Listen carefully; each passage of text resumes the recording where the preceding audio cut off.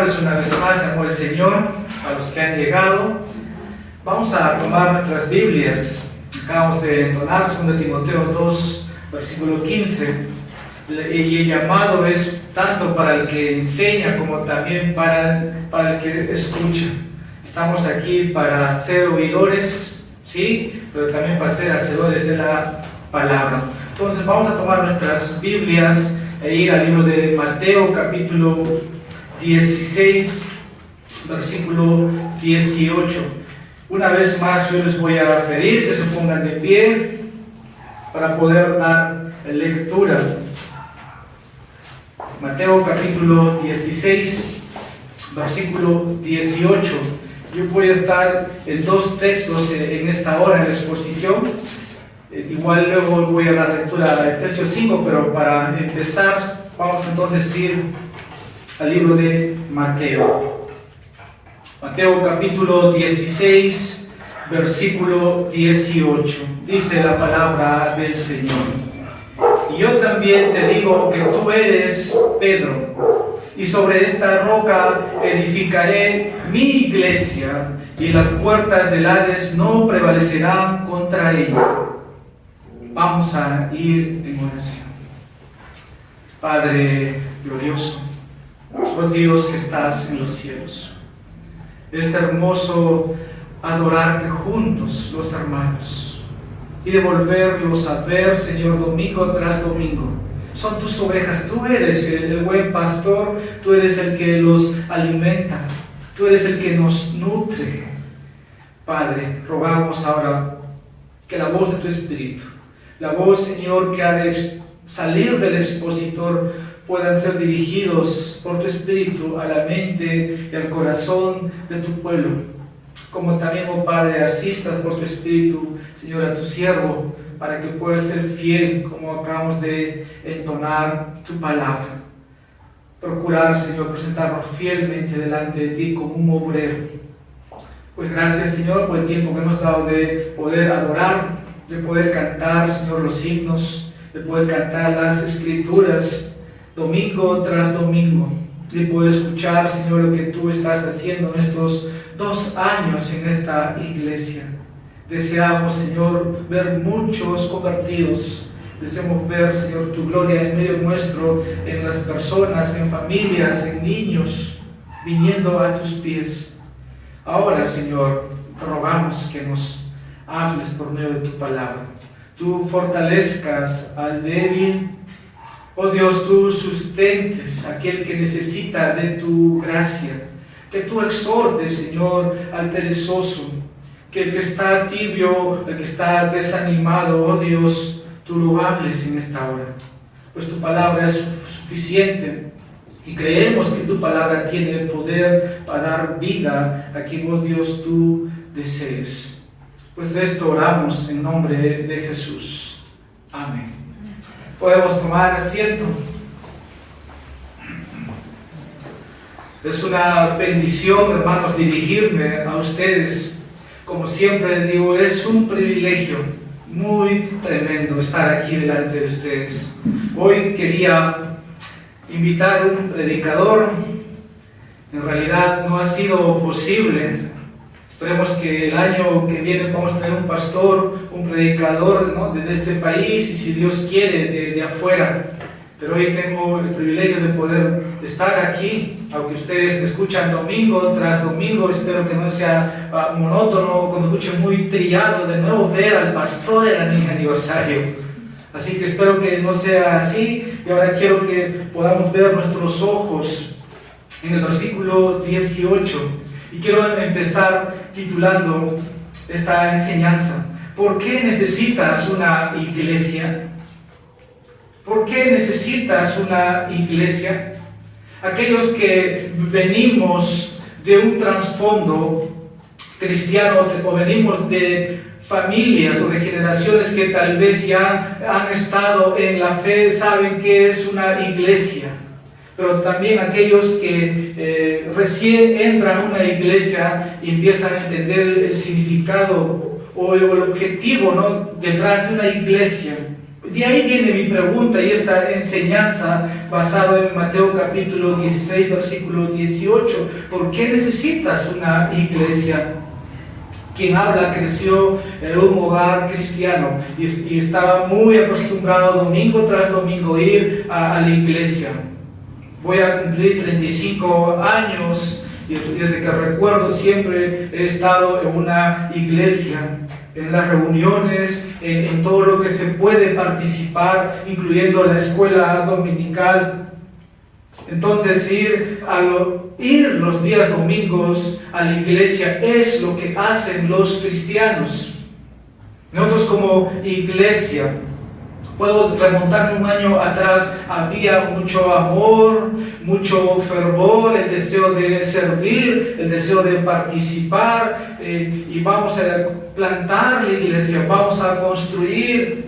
Había un amor en ustedes, yo lo vi.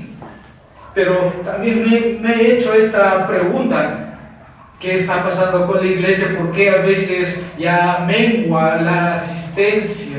¿Por qué ya no te puedo ver el domingo?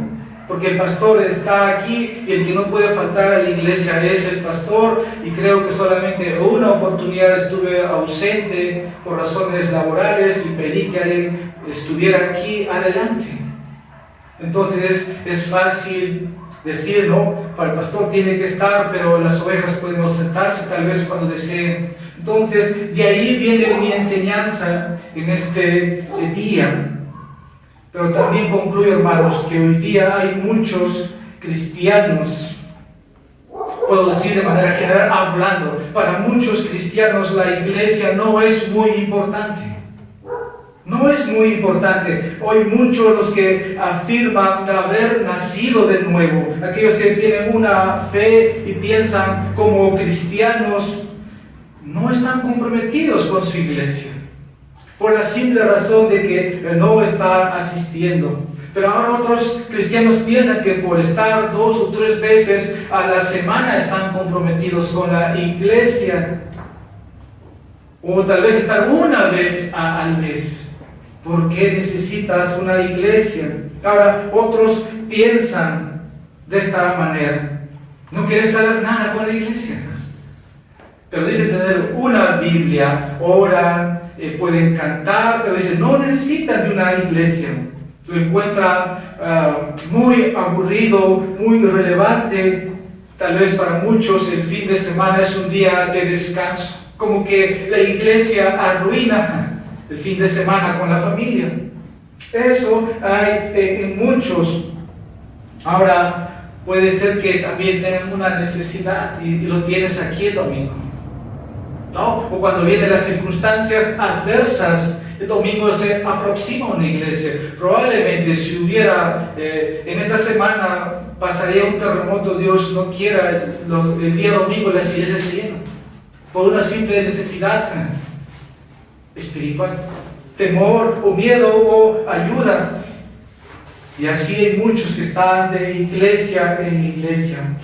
Y viene una pregunta que hago: ¿quién necesita la iglesia? ¿Quién necesita la iglesia? Para otros la iglesia es una buena parte de su vida. Para otros la iglesia es todo. Y meditaba antes de venir aquí en las palabras del salmista. Dice: una cosa he demandado y esa buscaré, y esa pediré, que yo esté en la casa del Señor todos los días de mi vida. Si tan solamente pudiéramos hacer una oración, o los cristianos podemos tomar esto, hermanos, amaríamos lo que Cristo ama. Voy a llegar ahí dentro de un momento. Ahora, para algunos la iglesia no es todo, es una parte de su vida. Eso es lo que un poco a mí me llama la atención también. No es el centro, no es el centro.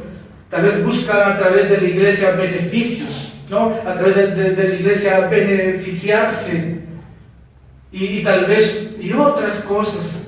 Pero la iglesia, hermanos, no es todo para ellos. Y son personas que están de iglesia en iglesia. Pero yo quiero dirigirles a las palabras de Cristo. Mateo capítulo 6, versículo 33. Este es un himno nosotros que cantamos Y dice Mateo capítulo 6, versículo 33, mas buscad primeramente el reino de Dios y su justicia, y todas estas cosas os serán añadidas. Aquí Jesús dice, hermanos, que busquemos primeramente el reino de Dios. No lo dice el pastor, este es el sermón del monte. Jesús dice que busquemos el reino de Dios y su justicia, su reino. Esto debe ser el centro de todo. ¿Y dónde gira todo esto, hermano? Es aquí, en su iglesia. Ahora en este mensaje voy a estar hablando o argumentando esto, hermanos, que Cristo y su cuerpo, no, Cristo es la cabeza y nosotros somos su cuerpo. La iglesia, hermanos, es necesario para nuestra vida espiritual. Es esencial para nosotros. Sí lo es, para otros no lo es. La iglesia, hermanos, debe ser el centro de todo. Todo debe girar alrededor de la iglesia, no nuestra vida excluido de la iglesia. Por eso, ¿por qué necesitas una iglesia?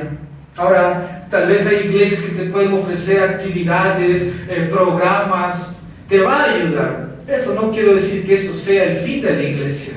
Eso es autosatisfacción, eso es autorrealización, es como que la iglesia es una parte que te falta en tu vida, entonces vas a una iglesia.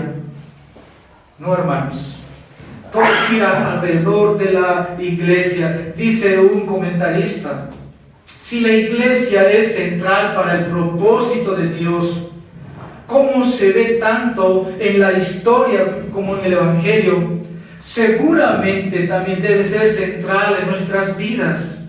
¿Cómo podemos tomar a la ligera lo que Dios toma tan en serio? ¿Cómo nos atrevemos a empujar a la circunferencia lo que Dios ha colocado en el centro?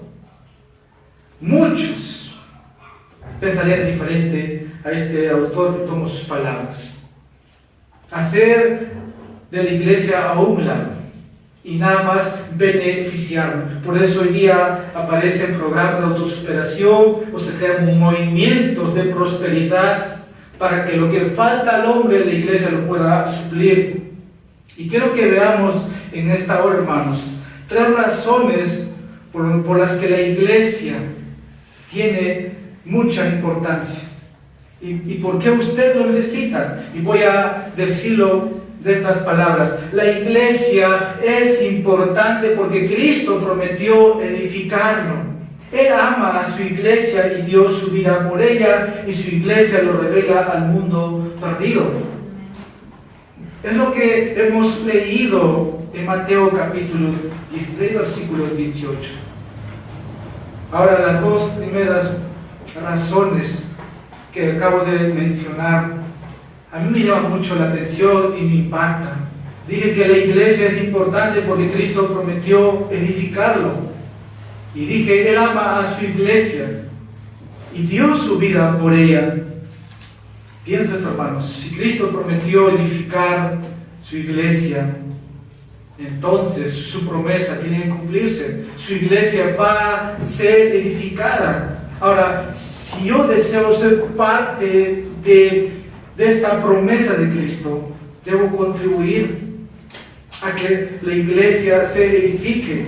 Ahora, y si Cristo ama a la iglesia, y si Cristo verdaderamente amó a la iglesia, dio su vida al punto de entregar su vida, como lo repito, entonces yo debo amar a su iglesia. ¿Eso qué quiere decir? La iglesia tiene manchas, la iglesia tiene defectos, la iglesia tiene arrugas, pero Cristo lo va a presentar sin manchas, sin arrugas. Es fácil decir, hermano, yo te amo, pero probablemente el otro hermano no te caiga. Amar a la iglesia es amar esas manchas, esas arrugas, esas intolerancias. El Señor lo demostró. Para mí, personalmente, eso me llama la atención, las palabras de Cristo. Uno, yo quiero llevarte, hermanos, a que tú contribuyas a edificar la iglesia y no a destruirla. y que ames la iglesia como Cristo amó a su iglesia. El Señor trabaja, hermanos, esto en mí. Y yo deseo que también lo haga en ti. Y cuando eso suceda, los primeros pasos o los síntomas va a ser esto, que te vas a comprometer con la iglesia.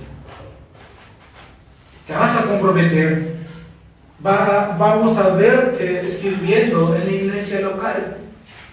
Y quiero empezar con el primer punto. La iglesia es importante porque Cristo prometió edificarla. Jesús preguntó a sus discípulos, ahora quiero que vayamos a Mateo capítulo 16, versículo 13, en un contexto mayor. Yo solo tomé la lectura del versículo 18, pero el versículo 13 Jesús preguntó a sus discípulos, ¿quién dicen los hombres que es el Hijo del Hombre? ¿Quién dice?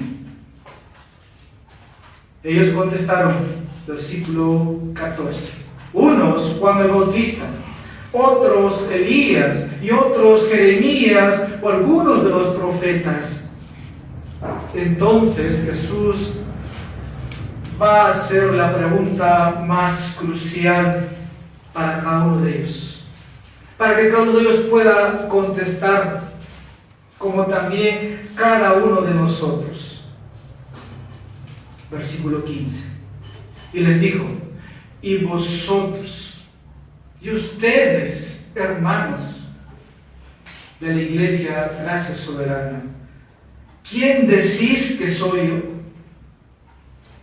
Jesús pregunta a sus discípulos, ¿quién decís que soy yo? Si ustedes han creído por gracia, hermanos, en Jesucristo, saben quién es Jesús. Y aquí Jesús está diciendo a sus discípulos, porque esta pregunta define la vida del hombre, el destino eterno del hombre. Y por eso es crucial, por eso es importante esta pregunta que Jesús está haciendo. Pedro va a dar la respuesta, versículo 16. Pedro dijo, tú eres el Cristo, el Hijo del Dios viviente. Esto es increíble. ¿Dónde sacó Pedro tal revelación? Vamos a ver que no es del apóstol Pedro. Esta revelación ahora es sobrenatural. Versículo siguiente, versículo 17. Tome las palabras de Jesús. Entonces le respondió Jesús, bienaventurado eres, Simón, hijo de Jonás, porque no te lo reveló carne ni sangre, sino mi Padre que está en los cielos. Aquí tenemos la respuesta. Ahora Jesús le dice a Pedro esto, no te le reveló carne ni sangre, sino mi Padre que está en los cielos. Y Jesús va a seguir respondiendo ahora versículos 17 al 19, mi última lectura, para poder comprender la narración que por qué Cristo está edificando, por qué está cumpliendo su promesa. Ahora versículos 17 al 19, voy a leer corrido. Entonces le respondió Jesús, ¿no? Ahí me quedé. Bienaventurado eres Simón, hijo de Jonás, porque no te reveló carne ni sangre, sino mi Padre que está en los cielos. Y yo también te digo que tú eres Pedro, y sobre esta roca edificaré mi iglesia, y las puertas del Hades no prevalecerán contra ella. Y a ti te daré las llaves del reino de los cielos, y todo lo que atares en la tierra será atado en los cielos, y todo lo que desates en la tierra será desatado en los cielos. Y aquí Jesús está respondiendo. Pero vamos a ver, aquí Jesús revela 4 razones por las cuales la iglesia es importante. Primero, la iglesia es importante porque pertenece a Cristo, hermanos, no a nosotros. Eso es lo que en esta lectura podemos ver, porque versículo 18 dice Cristo, mi iglesia. Estoy diciendo, hermanos, una de las razones. La iglesia es importante porque pertenece a Cristo. Y esto no significa, hermanos, primeramente, es la iglesia del pastor. Esto no es tu iglesia, la iglesia no es de los fundadores. Nadie puede afirmarse el dueño de la iglesia. Realmente a mí me entristece a veces en las noticias ver, hermanos, ¿qué sucede en las noticias? Muchos dicen ser dueños, ¿no?, de movimientos, de iglesias. Ahora, ningún pastor puede afirmar que la iglesia le pertenece. La iglesia es de Cristo. Como dice en Hechos capítulo 20, versículo 28. Puede usted buscar en sus Biblias, yo lo voy a citar. Dice, Él compró con su propia sangre. En Hechos, ahí Pablo está despidiéndose de los ancianos y él termina citando que tengan cuidado. Le pertenece a Cristo. Ténganlo presente esto, hermanos. Es muy claro, porque afuera en el mundo dice otra cosa. No es la iglesia de tal pastor, es la iglesia, no, esta iglesia pertenece a tal movimiento, a tal asociación. No, la iglesia es exclusivamente de Cristo. Por eso dice el versículo 18, mi iglesia. Ahora, no importa, ¿no?, los miembros que estemos aquí, pues usted puede aportar mucho a esta iglesia. Incluso usted puede poner el local entero, puede ser un contribuyente, un donante que da mucho. Aún así no es tu iglesia. Cristo dice, es mi iglesia. Puedes estar 30 años en esta iglesia, aún así esta iglesia no te pertenece. Mi iglesia, dice Cristo. Puede ser, ¿no?, nosotros tal vez de acá de 30 o 40 años ya no estemos, y tal vez, ¿no?, nuestros hijos digan, mis ancestros plantaron la iglesia bautista reformada Gracia Soberana. No, la iglesia es de Cristo, hermanos. Nosotros solamente somos miembros de esta iglesia, somos el cuerpo, Cristo es la cabeza. Así que cualquiera que piense, ¿no?, o piensa adueñarse o apropiarse de esta iglesia, no es el dueño. Jesucristo lo posee. Téngalo presente. Ahora, lo que voy a decir es lo que a nosotros nos corresponde.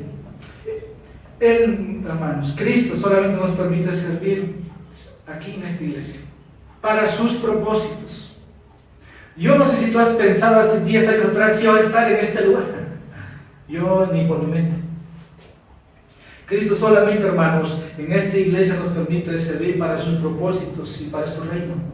El reino de Dios está avanzando, el reino de Dios está creciendo y nosotros estamos siendo parte de ese proceso de extensión. Otra razón, la iglesia es importante porque está edificada sobre la revelación correcta de la persona de Jesucristo. ¿Por qué? ¿Por qué digo esto, hermanos? Pablo, aquí en el versículo 18, puede tener usted el versículo 17, dice, bienaventurado eres, Simón, hijo de Jonás, porque no te lo reveló carne ni sangre, sino mi Padre que está en los cielos. ¿Qué estoy diciendo con esto? Que la iglesia es importante porque está edificado sobre la revelación de la persona de Jesucristo. Lo que acaba de decir Pedro no fue de él, no fue su invento, no es el fundador, como muchos van a decir luego. No, hermanos. Pedro aquí, bajo la revelación directa del Padre, proclama correctamente lo que dice el versículo 16. Tú eres el Cristo, el Hijo del Dios viviente. Aquí Pedro identifica a Jesús como el Cristo. Está diciendo que tú eras el Mesías que esperábamos, tú eras el ungido del Antiguo Testamento. Todo Israel estaba esperando, estaba añorando. Tú eres el Rey de Israel. Tal revelación no es de Pedro, sino de mi Padre que está en los cielos, pero está identificando a Jesús. ¿Como quién? como el Hijo de Dios viviente. Está diciendo, tú eres Dios, tú eres divino. Eso está diciendo. En otras palabras, tú eres el profetizado del Antiguo Testamento. Nuestros padres hablaron de ti. Eso está diciendo Pedro. Y por último, en ti está la vida. Tú eres Dios. Ahora, tal vez nada más algunas citas. En el Antiguo Testamento hay profecías, ¿no?, que apuntaban a Cristo o señalaban.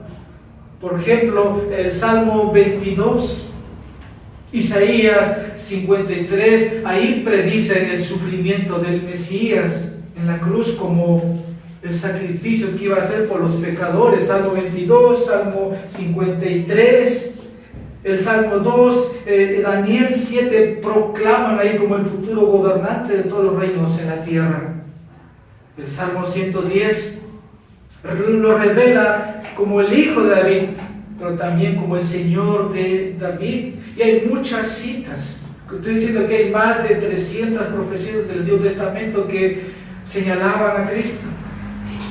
Ahora, quiero leer un texto basado en el Antiguo Testamento, Zacarías capítulo 12, versículo 10. Ahí el Señor lo proclama. Dice: y derramaré sobre la casa de David y de los habitantes de Jerusalén el espíritu de gracia y de súplica, y me mirarán a mí, a quien han traspasado, y se lamentarán por él como quien se lamenta por un hijo único, y llorarán por él como se llora por un primogénito. Este versículo va proclamando la divinidad, la deidad del Señor, pero también la muerte, la resurrección, el futuro que viene en la gloria del Mesías. Ahora, esto va a resultar una conversión masiva. Hay cosas, ¿no?, que todavía están por completarse. Siempre hablo del remanente de gracia.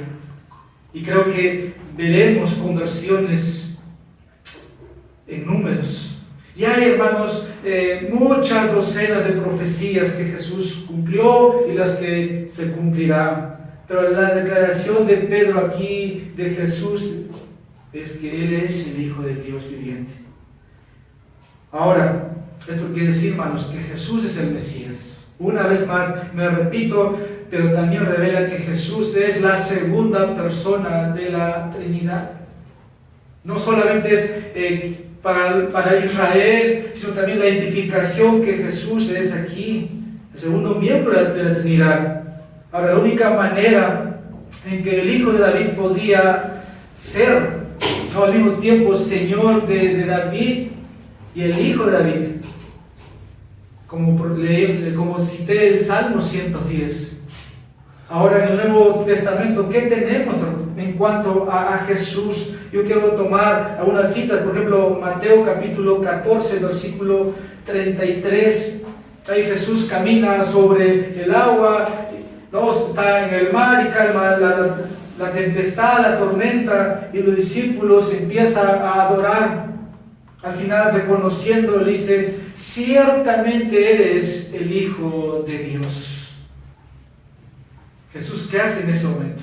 No lo reprende por lo que está diciendo, por lo que está haciendo.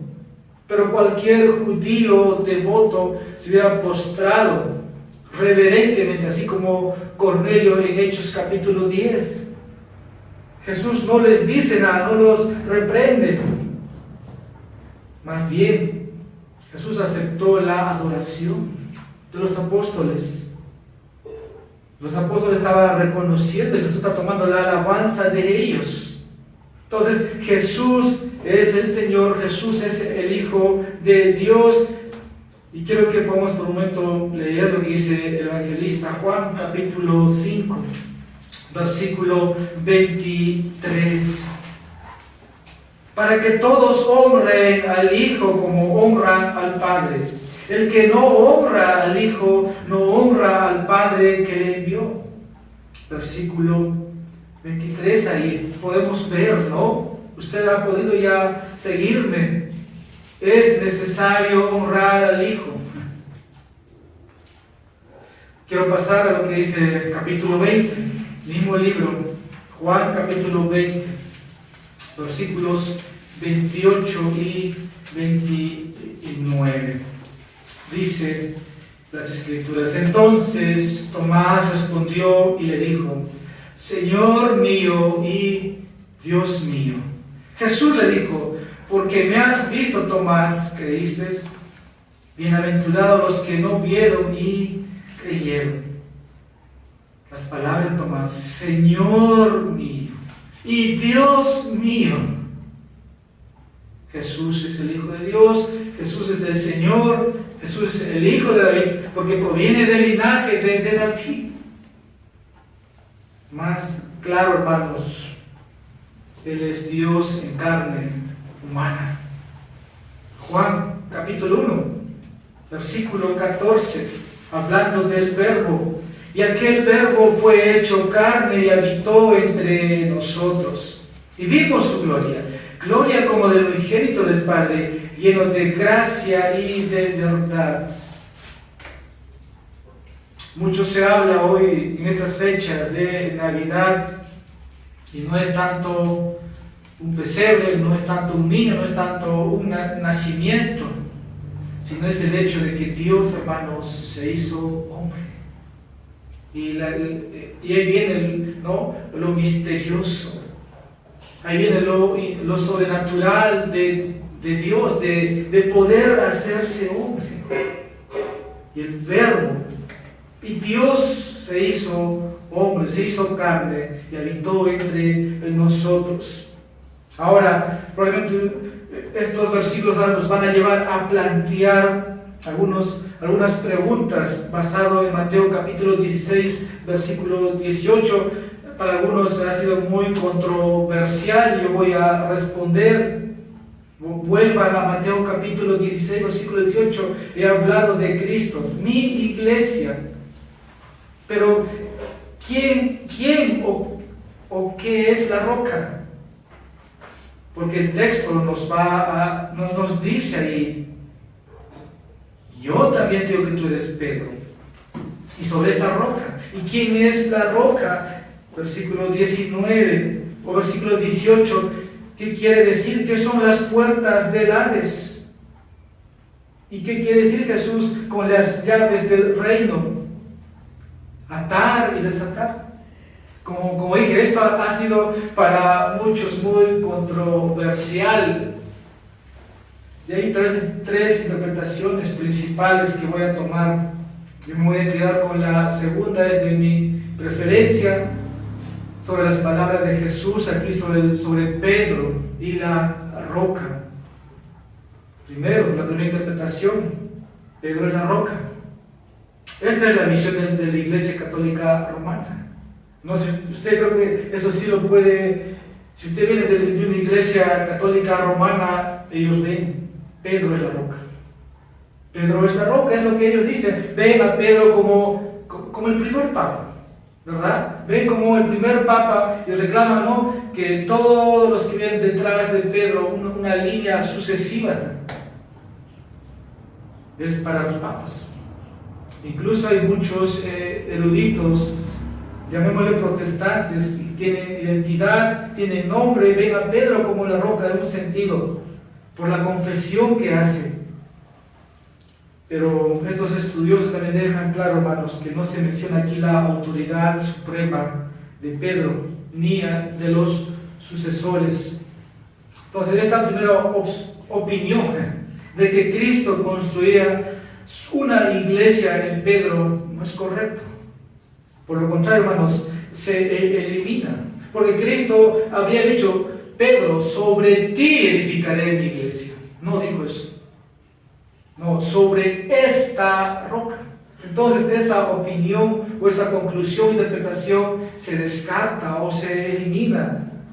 Además, el instrumento que Dios usó para construir la iglesia no fue Pedro, sino fue el apóstol Pablo.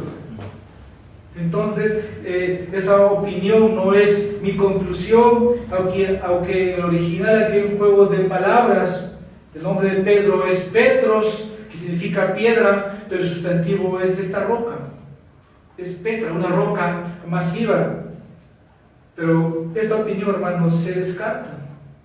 Simplemente se descarta. Lo que Cristo está diciendo a Pedro es que voy a construir o edificar mi iglesia en algo de lo que ustedes van a ser parte de ello.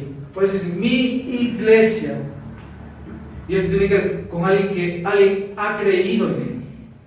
Nosotros, Pedro luego va a decir que somos piedras vivas, ¿no? Piedras vivas. Ahora, la segunda interpretación es la confesión de Pedro, es la roca. Pedro está confesando quién es la roca. Y creo que esta es la interpretación o la opinión principal de muchos eruditos protestantes, algunos católicos. Dice Crisóstomo, quiero tomar unas palabras de él. No dijo nada sobre Pedro, porque no era sobre el hombre, sino sobre su fe. Aquí tiene que ver con la confesión de Pedro sobre Cristo, no lo contrario, como vimos en el primer punto. Ahora, la tercera visión es bastante similar. Cristo es la roca. Dije que hay tres opiniones, y esta es la tercera opinión. Algunos sostienen que Jesús aquí está haciendo un juego de palabras con el nombre de Pedro, porque en las Escrituras puede citar algunos que Pedro significa roca o piedra. El sustantivo que Jesús usó para la roca puede significar roca de roca o roca fundamental a favor de Jesús. Por ejemplo, Mateo 7:25, Jesús dice ahí habla sobre los edificadores. Ustedes pueden ver ahí en Mateo capítulo 7, versículo 25, sobre cuál debe cada persona edificar su vida. Ahora, Mateo capítulo 21, versículo 42, se refiere a sí mismo como la piedra que los edificadores rechazaron. Y como dice, como fuera Cristo la roca, hubiera un juego de palabras. Ahora, ¿qué quiero decir con esto, hermanos? En el Nuevo Testamento, Pedro nunca tomó supremacía o tomó un lugar. Eso es muy, muy claro sobre la iglesia. Por lo contrario, en su libro, 1 Pedro capítulo 2, versículo 4 al 8, ahí Jesús es la piedra viva, a quien debemos venir y ser edificados como una casa espiritual en el Señor. Eso es cierto. Entonces hay esas tres opiniones, y la segunda que mencioné es mi preferido, no la primera que mencioné de la Iglesia Católica Romana, ni la tercera. Y quiero concluir en esta parte, hermanos. Esto significa para nosotros que una iglesia verdadera va a proclamar a Cristo correctamente, porque se tiene un entendimiento correcto de su persona, de su obra y de sus oficios. Y estoy hablando de la iglesia. Por eso, si vienes a este lugar, es para conocer más de Él. Y por eso es la importancia, hermanos, de preservar la verdad y proclamarla. Esto en general se dice como sana doctrina de la persona de Jesucristo. Ahora, los cultos liberales, en otras denominaciones, muchos niegan la deidad de Jesucristo. Eso es verdad, hermano, muchos niegan. Dice un comentarista, un Salvador que no es del todo Dios es un puente roto en el extremo más lejano. En otras palabras, hermanos, no hay salvación para aquellos que niegan la deidad de Jesús. No lo hay. Jesús dijo en Juan 14, versículo 6, ustedes lo saben de memoria: yo soy el camino, yo soy la verdad y yo soy la vida. Nadie viene si no es por Cristo. Y Cristo dice, al que a mí viene, no lo echo fuera. Entonces, ¿qué quiso decir Jesús al darle ahora a Pedro las llaves del reino de los cielos? Con la autoridad de atar y de desatar, porque el versículo 19 dice, y a ti te daré las llaves del reino de los cielos. Quiero pasar a la siguiente observación. La iglesia, hermanos, es importante porque tiene la autoridad de proclamar el único camino de salvación de Dios para este mundo que está bajo juicio. Repito, La iglesia es importante porque tiene la autoridad de proclamar el único camino de salvación de Dios para este mundo que está bajo juicio. El versículo 19 dice: y a ti te daré las llaves del reino de los cielos. Ahora la Iglesia Católica Romana interpreta esto hablando de Pedro y sus sucesores, ¿no? Las llaves lo tiene ¿quién? O aquí se dio Pedro, y las llaves tiene ahora los papas, y todo tiene que ver con la Iglesia Católica. La autoridad que ellos tienen es esto, su entendimiento es que los papas pueden perdonar pecados. Eso es lo que entienden ellos, que pueden perdonar o retener pecados. Incluso pueden usarte la Biblia, te pueden leer, por ejemplo, lo que dice Juan capítulo 20, versículo 23. Dice Juan capítulo 20, versículo 23: a quienes remitiereis los pecados les son remitidos, y a quienes se los retuviereis les son retenidos. Pueden sacarte argumentos, pero solo Dios puede ver lo que hay en los corazones humanos. Tienes un caso de Samuel cuando va a buscar a David. Dios le dice: no mires, ¿no?, lo exterior, porque Dios solo mira el corazón. Eso el hombre no lo puede ver, el papa no lo puede ver, el pastor no lo puede ver, por eso no pueden perdonar los pecados. Pero al contrario, solo Dios puede ver lo que hay en el hombre. Quiero leer lo que dice 1 Corintios capítulo 2, ustedes pueden buscar 1 Corintios capítulo 2, versículo 11. Porque ¿quién de los hombres sabe las cosas del hombre, sino el Espíritu del hombre que está en él? Así tampoco nadie conoció las cosas de Dios, sino el Espíritu de Dios. Ningún papa, ningún sacerdote puede saber lo suficientemente lo que hay en el corazón del hombre. Y no puede perdonar tampoco. Más bien, aquí Jesús quiso decir que Pedro, que representa a los apóstoles, tenía la autoridad para proclamar el evangelio de la gracia, para proclamar el evangelio del perdón de pecados para todos los que no crean y se arrepientan. Eso es lo que Jesús quiso decir a Pedro, y también juicio a todos los que nieguen el evangelio, porque no hay otro evangelio, y si lo hubiera, sea anatema. Ahora vemos a Pedro haciendo esto en Pentecostés. En Hechos 2 se ve en el día de Pentecostés Pedro predicando el evangelio. Pedro en el libro de los Hechos capítulo 8, ahí exponiendo el evangelio a los samaritanos. En Hechos capítulo 10 a los gentiles. Tenemos el testimonio también de los apóstoles predicando el camino de salvación. Es lo que Jesús quiso decir, nada más. No es un lugar, no es que se le concede un grado mayor que los demás, no lo es. Ahora nosotros, hermanos, como miembros de esta iglesia, Cristo nos ha confiado este hermoso mensaje. Así como a Pedro se nos ha confiado el evangelio de la gracia de Dios, de poder decir la verdad al hombre. Aunque le ofenda, hay que enseñarle la verdad. Por eso, hermanos, resaltamos mucho aquí la palabra de Dios. El ministerio expositivo de la palabra de Dios. Nosotros sabemos que el que cree tiene vida eterna, y el que no cree va a perecer. Eso dice la Biblia. Y si es que tiene la vida eterna, es por gracia, es un don gratuito de Dios. Juan 3:16, Efesios 2:8-9, por gracia sois salvos. Pero el que no cree ya ha sido condenado. Este es el mensaje que tenemos como iglesia, así como a Pedro se le confirió ese mensaje.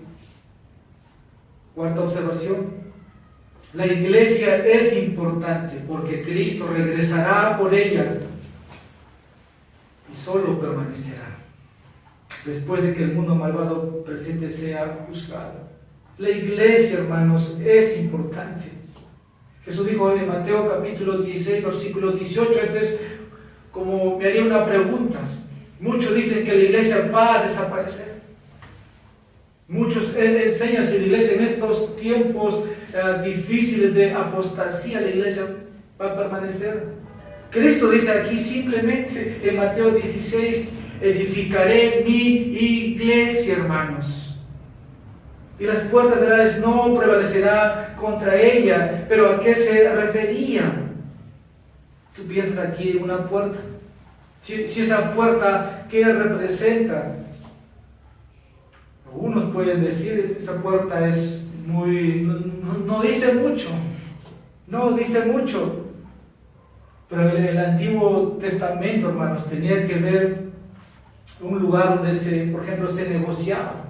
Y Jesús lo que quiere decir es que todos los poderes del infierno pueden impedir, ¿no?, que la iglesia va a triunfar.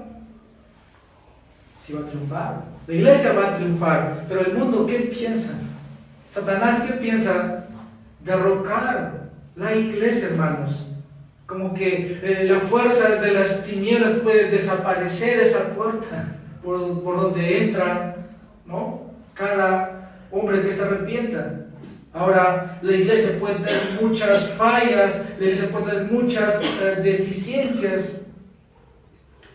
Satanás puede hacer muchas cosas contra la iglesia, pero al final Cristo reinará sobre su iglesia, hermanos.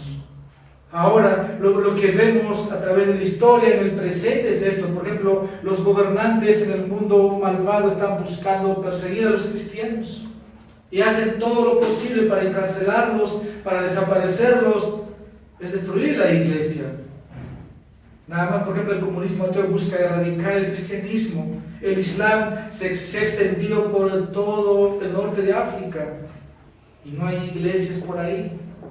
El hinduismo domina en la India, el budismo prevalece en el sudeste asiático, pero Jesús profetizó, hermanos, que su iglesia va a prevalecer porque le está edificando. Y Mateo capítulo 24, versículo 14 dice: y este evangelio del reino se predicará en todo el mundo como testimonio a todas las naciones, y entonces vendrá el fin.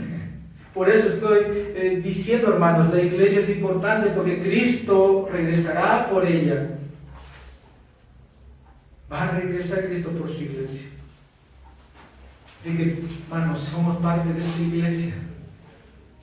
Somos parte. Por eso este tema, hermanos, para mí lo he traído en este día, para que amemos más, que nos centremos más en lo que estamos buscando hacer, es proclamar la verdad.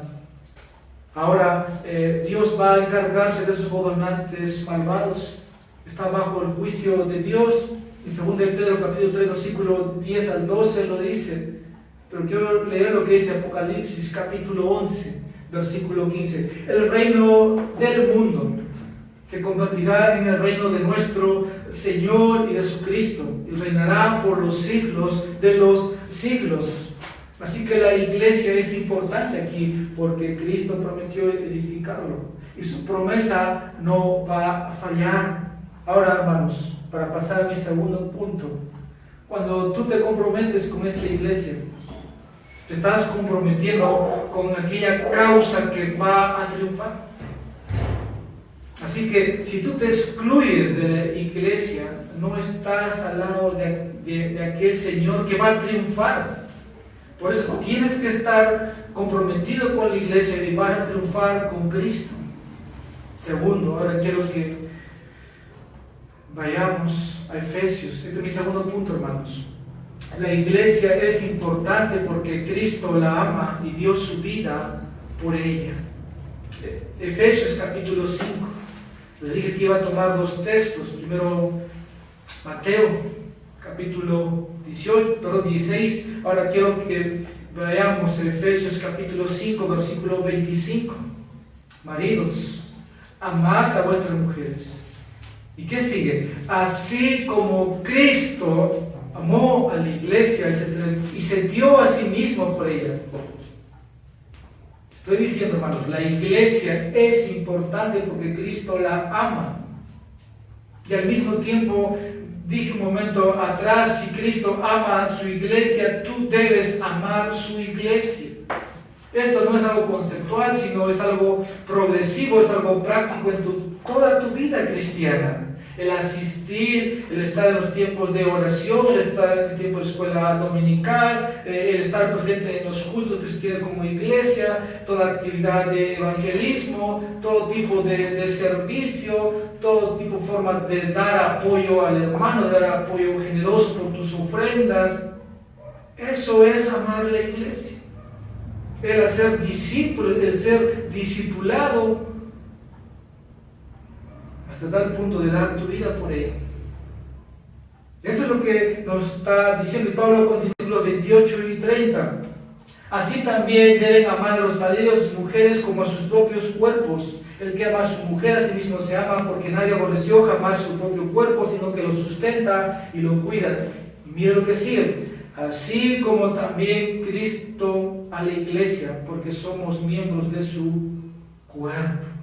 La iglesia es la novia de Cristo, hermanos. Y Cristo la ama.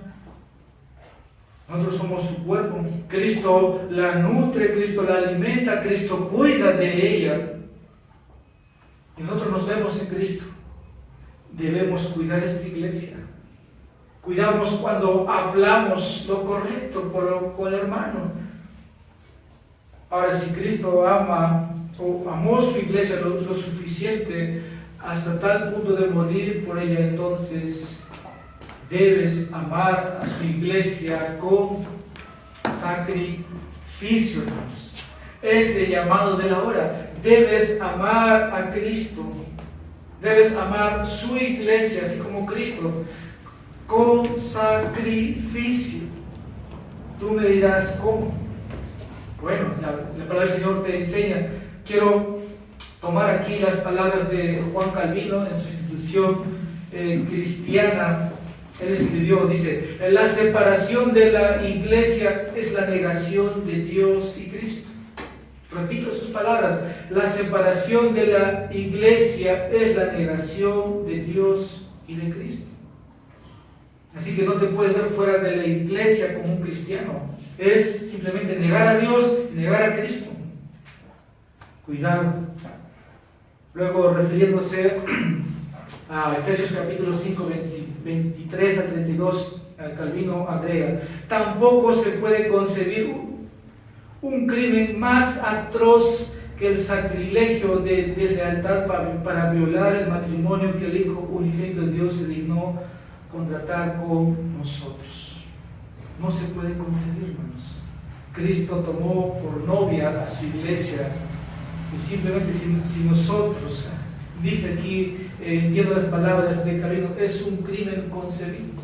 Pensar de esa manera, verte fuera de la iglesia, no lo es, hermanos, porque el Señor se dignó no en hacer un pacto con nosotros. Entonces, en la aplicación, amar a la iglesia no es fácil, hermanos.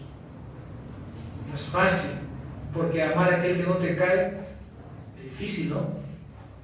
Pero uno puede decir, en el cielo vamos a ser muy felices todos los cristianos. Queremos el cielo nada más, pero no queremos amar aquí, ¿eh?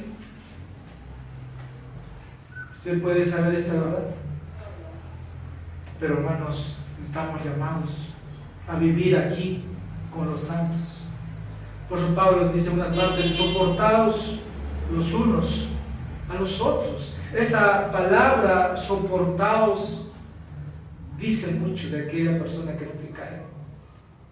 Dice mucho.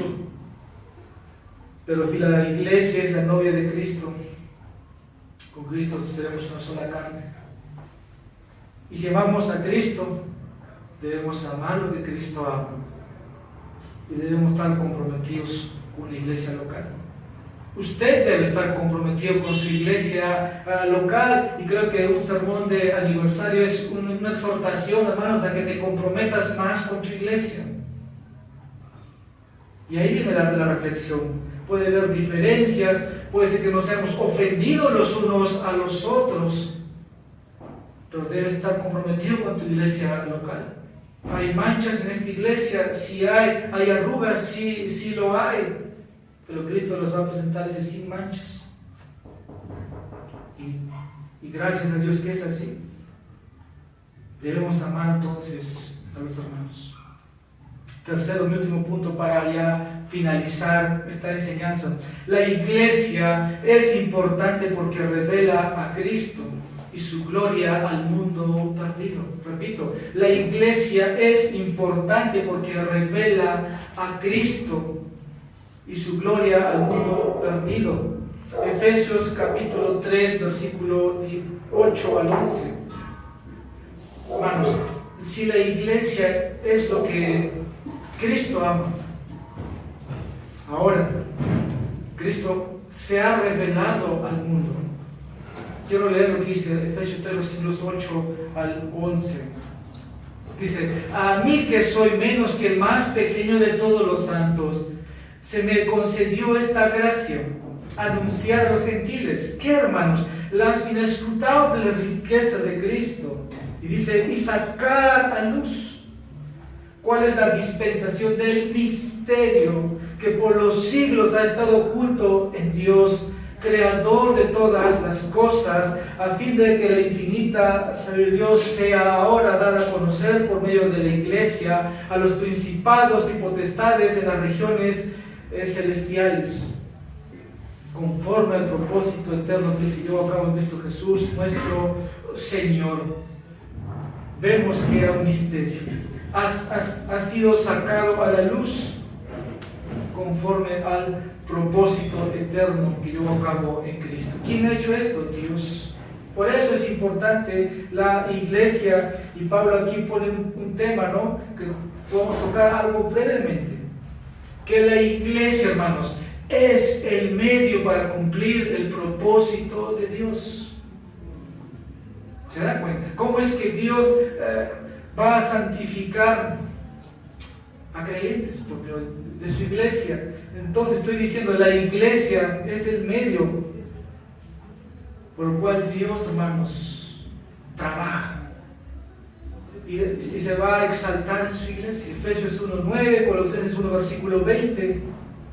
La iglesia es su templo donde Él mora y donde Él debe manifestarse. Tú tienes Apocalipsis, Cristo andando en su iglesia, hermanos.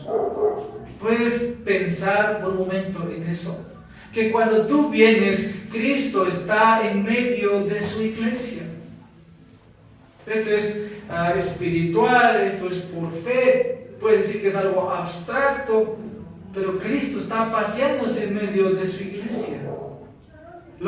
Tal vez si uno viene aquí con problemas y tu mente está en todo eso, tal vez no llegues a experimentar. Pero Cristo ha dicho que va a estar con su iglesia, y el ausentarte tú en este lugar, ¿te das cuenta de lo que te pierdes? Cristo ha prometido estar en su iglesia. Hay muchos que piensan hoy día, ¿no?, que no es necesario ir a una iglesia porque en línea puedes ver un culto en vivo, puedes escuchar sermones por YouTube o escuchar MP3, pero Cristo nunca prometió estar en ese medio, sino Cristo ha prometido estar en los cultos, en su iglesia, y Él se va a exaltar así. Ahora, Efesios 2, versículo 21 nos dice: en quien todo el edificio bien coordinado va creciendo para ser un templo santo en el Señor.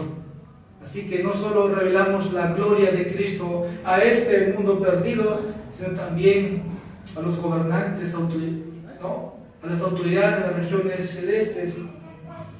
Esto es lo que se habla. Ahora, si tú quieres saber más de la iglesia, lee Efesios. Es un libro de la iglesia. Sobre todo los primeros 3 capítulos es doctrina, doctrina, doctrina. 2 pensamientos finales. Para revelar a Cristo y su gloria, hermanos, debemos proclamar la verdad. Debemos proclamar y defenderla, porque estamos en un mundo relativista. No hay verdades absolutas. No lo hay. Estoy diciendo, para revelar a Cristo y su gloria, debemos proclamar y defender la verdad en medio de un mundo relativista. Y siempre voy a enfatizar esto. Siempre les voy a recordar. Y la palabra de Dios nos dice en 1 Timoteo capítulo 3, versículos 14 al 16, que la iglesia es columna y baluarte de la verdad. La Biblia no va a cambiar, hermanos. Cielo y tierra pasarán, dice, mas su palabra va a permanecer para siempre. Pero yendo a Timoteo, Pablo escribe ahí a Timoteo, dice, te escribo estas cosas, esperando ir a ti pronto, pero en caso que me tarde, te escribo para que sepas cómo debes conducirte en la casa de Dios, que es la iglesia del Dios vivo, columna y sostén de la verdad. Indiscutiblemente grande es el misterio de la piedad. Él fue manifestado en la carne, vivificado en el Espíritu, contemplado por ángeles, proclamado entre las naciones, creído en el mundo, recibido arriba en gloria. Entonces, hermanos, tenemos este mensaje. Tenemos la verdad.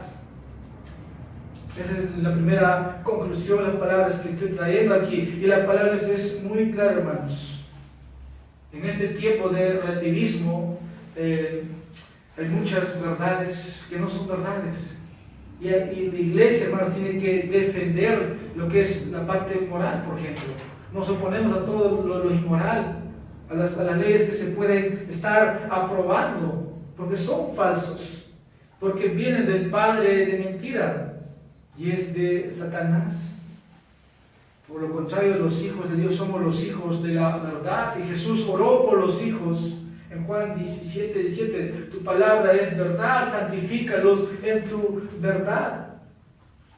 Como iglesia, hermanos, estamos encargados de ¿qué? De defender y proclamar la verdad de Dios, como se revela en su palabra. Eso no lo va a hacer solo el pastor, lo tienes que hacer tú en tu trabajo, porque en tu trabajo es donde el relativismo reina. Esta semana escuché a alguien en el trabajo donde debemos ser tolerantes. ¿Y qué pasa con la tolerancia si entra a la iglesia? Al final la iglesia termina aceptando. Y eso no es defender, hermanos. No podemos ser tolerantes.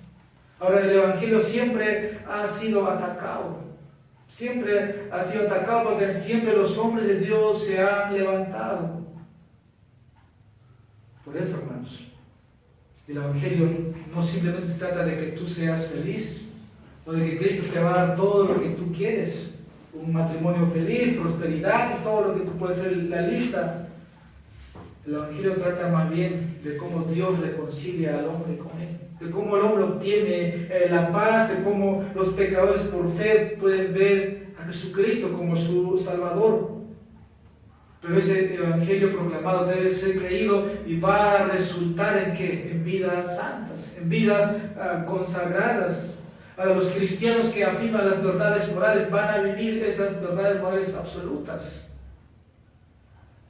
Hoy día, hermanos, es triste, pero muchos protestantes evangélicos quieren que la sociedad apruebe la homosexualidad.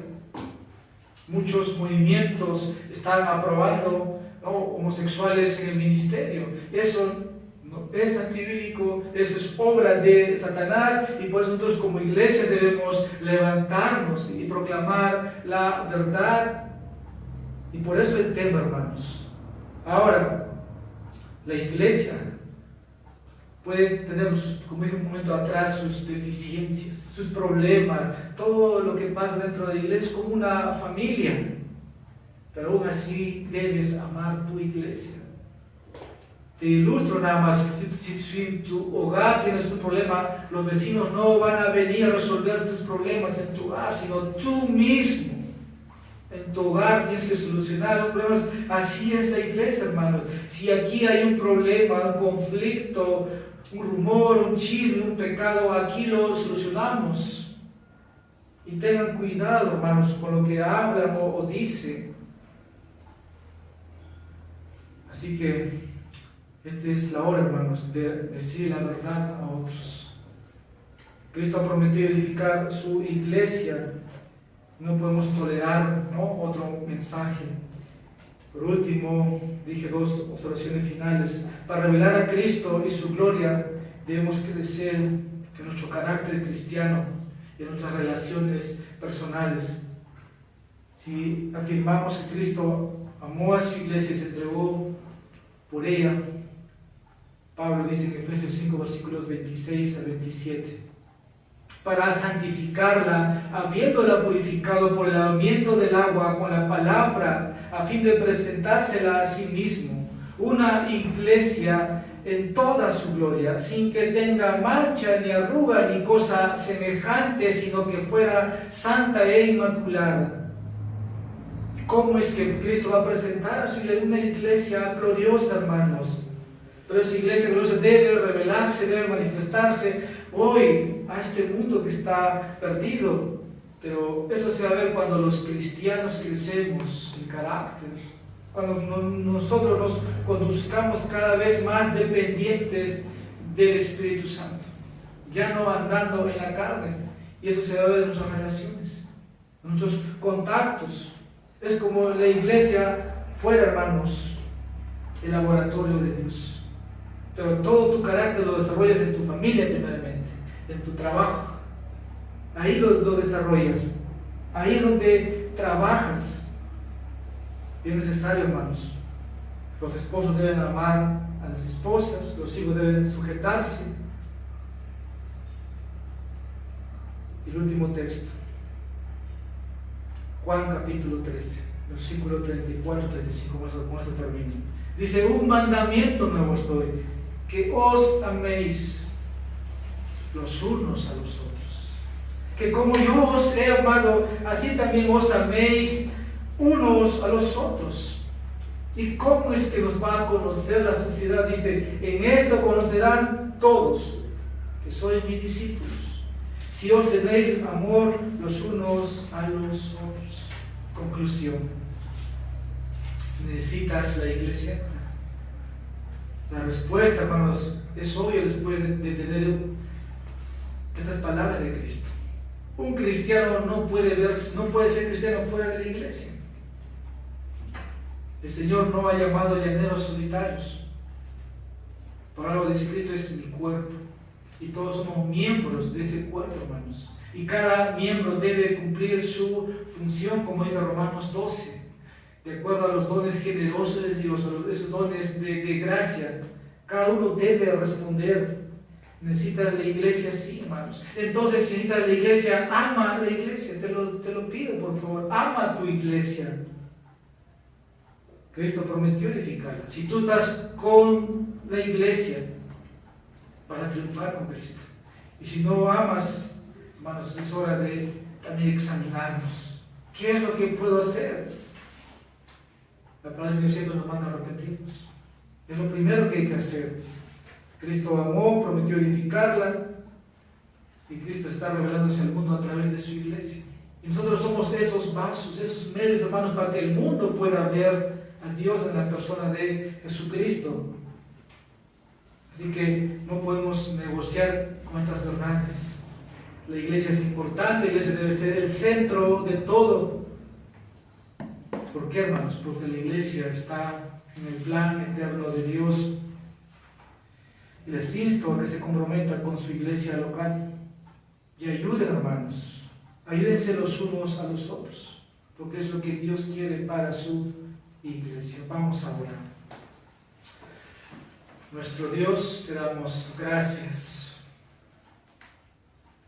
por lo que más amas, tu iglesia, por quien diste tu vida.